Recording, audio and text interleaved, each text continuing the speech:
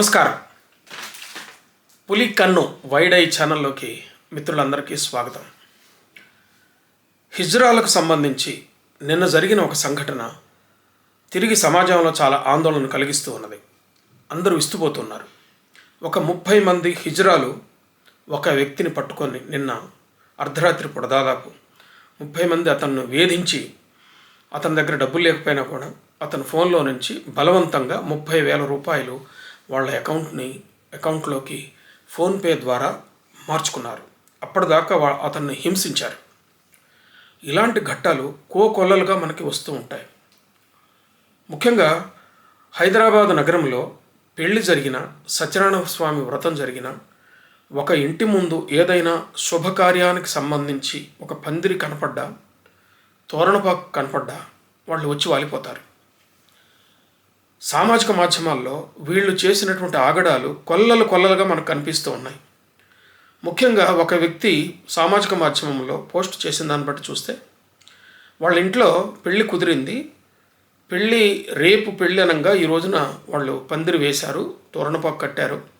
హిజ్రాలు వచ్చి వాళ్ళ ఇంటి ముందు నిలబడి ముగ్గురు వచ్చి ఆందోళన మొదలుపెట్టినారు. 3-4 అని చెప్పాడు. ఆందోళన మొదలుపెట్టి పని కానివ్వలేదు. వాళ్ళు అక్కడే నిలబడ్డారు. పోలీస్ స్టేషన్కి ఫోన్ చేశారు. పోలీస్ స్టేషన్కి ఫోన్ చేస్తే వాళ్ళు 100 నెంబర్కి ఫోన్ చేస్తే లోకల్ పోలీస్కి మీకు దగ్గరలో ఉన్న పోలీస్ స్టేషన్కి ఫోన్ చేయమన్నారు. దగ్గరలో ఉన్న పోలీస్ స్టేషన్కి ఫోన్ చేశాడు. ఫోన్ చేస్తే వాడు పెట్రోలింగ్ స్క్వాడ్ తిరుగుతూ ఉంది, వాళ్ళ నెంబర్కి ఫోన్ చేయండి అని చెప్పారు.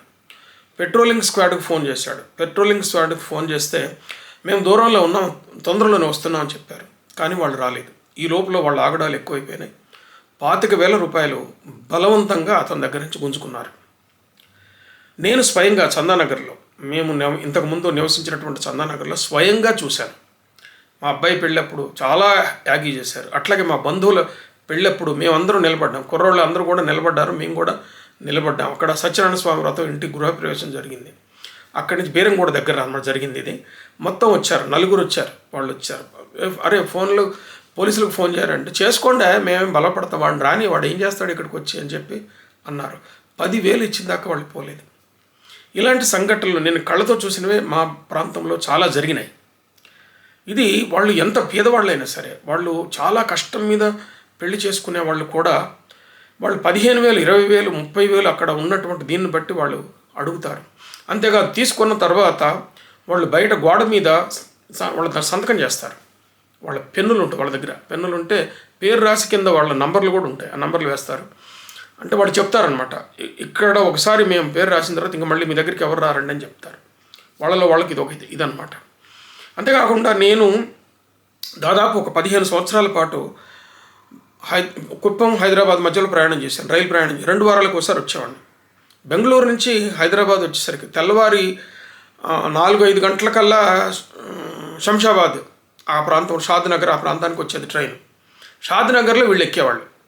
ఎక్కి సెకండ్ ఏసీ, ఫస్ట్ ఏసీలోకి కూడా ఎక్కేవాళ్ళు. ఫస్ట్ ఏసీలో తలుపులు వేసి ఉంటాయి కాబట్టి అక్కడి నుంచి సెకండ్ ఏసీలోకి వెళ్ళిపోయి నిద్రపోయే వాళ్ళని లేపి మడి డబ్బులు అడిగేవాళ్ళు. నేను ఒకసారి గైమని లేచి ఎందుకు పిల్లల్ని నిద్రపోయే వాళ్ళని లేపుతున్నావు అని అంటే నీకెందుకని వాళ్ళు నా మీద ఎదురు తిరిగారు. ఏమిరా అని అంటే వాడు చాలా అసహ్యంగా ఎందుకు అని అంటే నువ్వు మగోడని పిలుస్తావు అని చెప్పి నా మీదకి ఎదురు తిరిగారు. ఇలాంటి సంఘటనలు చాలా జరిగినాయి. ఒకసారి ఒక 5-6 హిజ్రాలు కలిసి ఒక యువకుడిని హత్య చేసినట్టుగా మనకి అప్పట్లో ఒక 2-3 సంవత్సరాల క్రితం వార్తలు వచ్చినాయి.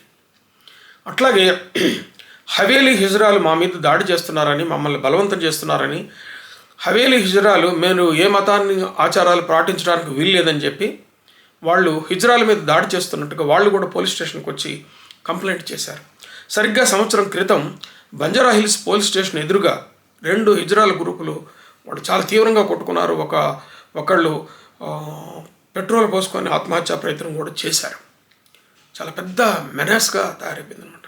ఒక ఇల్లు కట్టే దగ్గర కానీ, ఒక పెళ్లి దగ్గర కానీ, ఒక సత్యనారాయణ స్వామి వ్రతం జరిగే దగ్గర కానీ, రైళ్లలో కానీ వీళ్ళ బలవంత పోసుళ్ళు చాలా మితిమీరిపోయినాయి. దీన్ని ఎలా తట్టుకోవటం అన్నది సమాజానికి ఒక పెద్ద చిక్కుముడిగా, సమాజానికి తీరని సమస్యగా, ఒక సోషల్ మెనాస్గా వీళ్ళు తయారైనారు. అయితే మానవ హక్కులు ఇవన్నీ కూడా ఇటీవలి కాలంలో చాలా పరిణామం జరిగింది. 2014లో సుప్రీంకోర్టు తీర్పు ద్వారా వీళ్ళను థర్డ్ జెండర్గా గుర్తించాలని, వీళ్ళకి కావలసిన మానవ హక్కులన్నీ ఉంటాయని చెప్పి కోర్టు ప్రకటించింది. దానికి అనుగుణంగానే ప్రభుత్వాలు కూడా స్పందిస్తున్నాయి. ప్రభుత్వాలు కూడా వాళ్ళకి రక్షణ కల్పించే చర్యలు తీసుకుంటున్నారు. ఎన్నికల్లో నిలబడుతున్నారు వాళ్ళు. ఢిల్లీలో జరిగిన ఎన్నికల్లో కానీ ఒక హిజ్రా ఇక్కడ తెలంగాణలో కూడా ఒక ఎన్నికల్లో నిలబడ్డట్టుగా మనకి వార్తలు వచ్చినాయి. వాళ్ళకి న్యాయబద్ధంగా వాళ్ళ హక్కుల కోసం పోట్లాడే వాళ్ళు మానవులలో మేము ఒక శాపగ్రస్తులం, భౌతికంగా మాకు శరీరంలో జరిగేటటువంటి మార్పులు మీకు తెలియవు, దానివల్ల మేము ఇలా తయారైనామని చెప్పి వాళ్ళు చెప్తూ ఉంటారు. ఇవన్నీ నిజమే. కానీ ఇలా తయారైనటువంటి వాళ్ళు కూడా సమస్య కూడా తెలుసు. అట్లాగే నకిలీ హిజ్రాలు కొంతమంది తయారైనారు. వాళ్ళు మగవాళ్ళే, వాళ్ళు బాగానే ఉంటారు. వాళ్ళకి మగవాడికి కావలసినటువంటి భౌతికమైన అన్ని లక్షణాలు వాళ్ళకు ఉంటాయి. కానీ కావాలని ఆడవేషం వేసుకొని హిజ్రాలుగా తయారయ్యి వాళ్ళు సంపాదించడం కోసం మాత్రం వాళ్ళు అలా తయారవుతారు. ఈ నకిలీ హిజ్రాల మీద అసలైనటువంటి హిజ్రాలు తిరుగుబాటు చేసినటువంటి ఘట్టాలు కూడా మనకు కనిపించాయి. అయితే నేను కొంతమంది హిజ్రాలతోటి ఒక పరిశోధనాత్మక దృష్టితోటి కొంతమంది హిజ్రాలతో మాట్లాడాను. ఒకసారి వేములవాడలో కూడా మాట్లాడాను, నేను హిజ్రాలతో మాట్లాడాను.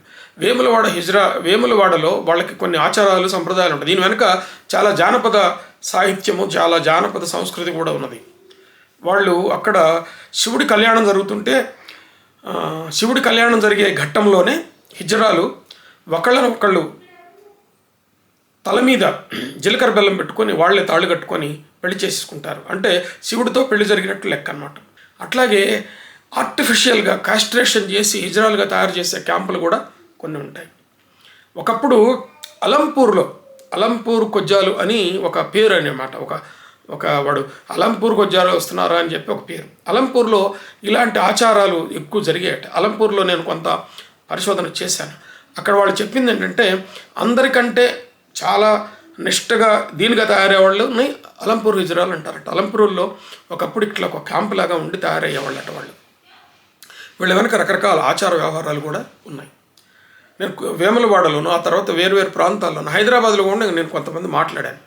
ఏమైనా ఇంత మంచిగా ఉన్నారు, శరీరం ఉంది, మీరు పని చేయగలుగుతారు, బలిష్టంగా ఉన్నారు, చక్కగా ఉన్నారు, మీరు ఎందుకు ఇట్లా చేస్తున్నారు, మీరు సరిగ్గా ఎక్కడికైనా పోయి పని చేసుకోవచ్చు కదా, అందరిలాగే మీరు కూడా బతకొచ్చు కదా, ఎందుకు సమాజం మీద పడి ఇట్లా దోచుకుంటున్నారు అంటే, ఇట్లా మాట్లాడటం బాగానే ఉంటుంది సార్, బాగానే ఉంటుంది, అందరూ బాగానే చెప్తారు, మీలాగానే అందరూ చెప్తుంటారు, కానీ మమ్మల్ని ఎవ్వరూ ఏ పనిలోకి పెట్టుకోరు, మమ్మల్ని అపశకునంగా భావిస్తారు, మేము పరిగిపోతే అక్కడ పనులన్నీ ఆగిపోతాయని అడ్డుకుంటారు అని చెప్పి అతను చెప్పారు. ఇది we are paying for our own mistakes. అంటే మనకున్నటువంటి నమ్మకాల వ్యవస్థలో హిజ్రాలను, థర్డ్ జెండర్ వాళ్ళను, తృతీయ ప్రకృతి మనుషులను అపశకునంగా భావించడం, వాళ్ళ వల్ల ఇది నష్టం జరుగుతుందని భావించడం, వాళ్ళని చూడకూడదని కూడా ఉంటుంది. మహాభారతంలో అతను కీచకుడు ఉత్తర నాట్యం చూడటానికి వస్తాడు. ఆయనకి మేనకోడలు, అక్క కూతురు అనమాట ఆమె. ఉత్తర నాట్యం చేస్తానికి అక్కడ చూడటానికి మన వ్యాసభారతంలో చెప్తుంది. ఇక్కడ కీచకుడు చూడటానికి వస్తాడు. వచ్చిన తర్వాత ఈ గురువు గారే ఉత్తరకు ఇంత చక్కటి నాట్యం నేర్పారని చెప్పి ఉత్తర కుమారుడు కీచకుడికి పరిచయం చేస్తాడు. చేసిన తర్వాత ఈ గుండగోయ్య వీడు నేర్పాడా మీకు అని కీచకుడు ఏమంటాడంటే, షండుని చూసిన పాపము తొందరగా క్షమించుగాక అని అంటాడు. అట్లాగే భీష్ముడి ప్రతిజ్ఞ ఏంటంటే, షండుని యుద్ధరంగంలో నేను షండుని చూస్తే ఆయుధాలు త్యజిస్తానంటాడు. అదే పద్ధతిలో అంబ తనను ప్రతిజ్ఞ ప్రకారం షండులాగా భీష్ముడికి కనిపించింది. అంటే తృతీయ ప్రకృతి మనుషులు ఇలా హిజ్రాలని, కొజ్జాలని, తర్వాత ఇలా మనం నపూంసకులని వీళ్ళని మనం చూసేటప్పుడు వాళ్ళ సమాజంలో వాళ్ళ అపశకునంగా, అమంగళకరంగా వాళ్ళని చూడకూడదు ఇట్లా భావించడం వల్లనే, వాళ్ళకి ఎవరూ పనులు ఇవ్వకపోవటం వల్లనే వాళ్ళ సమాజం మీద ఆధారపడి బతకాల్సి వస్తూ ఉంది. మనకు సిటీలో ఎక్కడైనా సరే ఒక సిగ్నల్ పడి ఆగిన దగ్గర మన కారు ఆగితే, మన బస్సు ఆగినా కూడా అందరూ వచ్చేసి వాడు ఆ డ్రైవర్ మీద నెత్తి మీద చేయి పెట్టి ఇవ్వమంటాడు. 10 రూపాయలు ఇస్తే 10 రూపాయలు 5 రూపాయలు ఇస్తే పట్టుకొని పోతాడు. సిగ్నల్ పడిన దగ్గర, వెహికల్ ఆగిన దగ్గర అంతా కూడా వస్తారు. పెట్రోల్ బంకుల దగ్గర పెట్రోల్ కొట్టించుకోవడానికి మన వెహికల్ ఆపితే వెహికల్ దగ్గర బారుగా 2-3 ఉంటారు. వాళ్ళందరి దగ్గర 5 రూపాయలు 10 రూపాయలు వసూలు చేసుకొని పోతారు. ఇచ్చినంత తీసుకొని పోతే దానివల్ల ఇది లేదు. నిన్న జరిగిన సంఘటనలాగా కొన్ని వందల సంఘటనలు ప్రతిరోజు రిపోర్ట్ అవుతున్నాయి. ఈ సామాజిక సమస్యని దీన్ని పోగొట్టే మార్గం ఏంటి? వీళ్ళని సమాజ సర్వంతిలోకి తీసుకొచ్చి వాళ్ళు మిగతా మనుషుల్లాగా, మిగతా పురుషుల్లాగా, మిగతా స్త్రీలలాగా గౌరవప్రదంగా వాళ్ళు బ్రతకడానికి మార్గాలు ఏంటి? ఈ సమస్య తీర్చే బాధ్యత ప్రభుత్వం మీద మాత్రమే కాకుండా మానవ సంఘాల అన్నిటి మీద కూడా ఉన్నది. వాళ్ళకి కూడా సంఘాలు ఉన్నాయి. హిజ్రా వెల్ఫేర్ బోర్డు అని ఒకటి ఉంది, తెలంగాణ హిజ్రా సంక్షేమ సమితి అని ఒకటి ఉంది. వాళ్ళకి చాలా అసోసియేషన్లు ఉన్నాయి. ఈ అసోసియేషన్ల మధ్య గొడవలు కూడా ఉన్నాయి.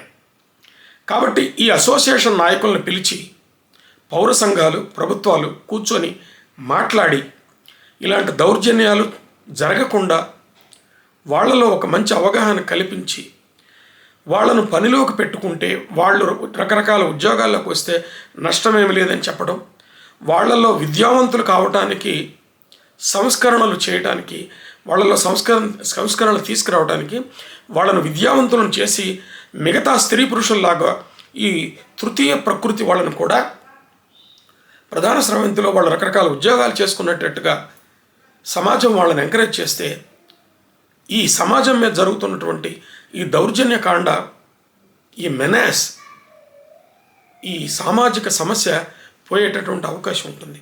ఈ బాధ్యత ఎన్జిఓల మీద, పౌర సమాజాల మీద ఉన్నది. దాంతోపాటు ప్రభుత్వం కూడా దీనికి ప్రత్యేకంగా ఒక వెల్ఫేర్ బోర్డును పెట్టి దాన్ని ఒక కమిషనే పెట్టచ్చు. ఉమెన్ కమిషన్ అని ఉన్నది, ఎస్సీ కమిషన్ ఉంది, బీసీ కమిషన్ ఉంది. అలాగే ఒక కమిషన్ పెట్టి ఆ కమిషన్కి ఒక హిజ్రాని దాంట్లో ఒక చైర్పర్సన్గా పెట్టి వాళ్ళకు ఉన్నటువంటి సామాజిక సమస్యలన్నీ తీర్చడానికి ప్రయత్నం చేస్తే బాగుంటుంది. ఈ వీడియో మీకు నచ్చితే లైక్ చేయండి, ఇతర మిత్రులకు షేర్ చేయండి. ఇలాంటి సామాజిక చర్చల కోసం, సాహిత్య చర్చల కోసం, రాజకీయ చర్చల కోసం మిత్రులారా పులి కన్ను వైడ్ ఐ ఛానల్కి సబ్స్క్రైబ్ చేయండి. సబ్స్క్రైబ్ చేయటం పూర్తిగా ఉచితం. నమస్తే.